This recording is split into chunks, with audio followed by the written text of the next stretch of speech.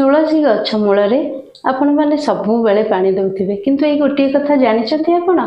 नमस्कार, जय श्री जगन्नाथ। आज सुंदर वीडियो आम जाना माँ वृंदावती माँ तुलसी देवी को आम कौ दिन पानी दबा कौ दिन पानी दबानी, जल कौ दिन अर्पण करवा आ कौ दिन अर्पण करवा नहीं। आम समस्ते जाचे प्रतिदिन आम माँ वृंदावती को पानी अर्पण करवा। प्रथमे सूर्य पूजा, तापरे माता वृंदावती को पूजा, तापरे ठाकुर पूजा करिथाउ। किंतु रविवार दिन आउ एकादशी दिन माता वृंदावती को बा माँ तुलसी को जल अर्पण करा जाए नहीं। कहीं ना माँ वृंदावती विष्णुकर उपासना रे थांती, निर्जला उपवास रखि थांती। एही दुई दिन रविवार दिन आउ एकादशी दिन, यही दुई दिन जी पानी दब माता वृंदावती को जल अर्पण करिवो माता क्रोधित हो जाती। कहीं ना काष्ठा उपवास जदि आम जबरदस्ती पानी अर्पण करवा, जल अर्पण करवा, ताहले जी नहीं सी रागिबे ना।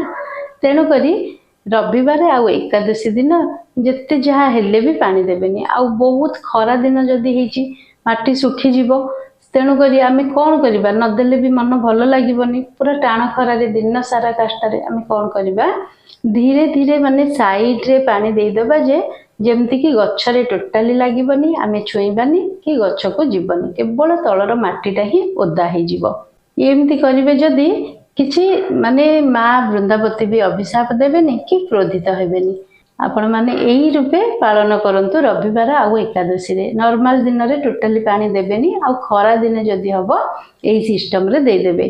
रविवार आउ एकादशी दिन माँ वृंदावती को गुआ घी रे आमे दीप गोटे जदि जळेबा, माँ वृंदावती समस्तंकर सबु मनस्कामना पूर्ण करिवे। माँ वृंदावती को कौन करिवे, आपण जेमती गोटे दीप जळौचंती सेतिरे दुईटी बलिता रखिदेबे, आ गुआ घी टिके पकईदेवे, गुआ घी लगे से दीपटा जड़ेबे। कहीं से दिन काष्ठा उपवास माँ वृंदावती रखि था ना, किंतु दीपटे जदि जड़ेबे बहुत खुशी हंती। आ जी जहाँ मनस्कामना करते निश्चित भाव माँ वृंदावती समस्त मनस्कामना पूरण करती।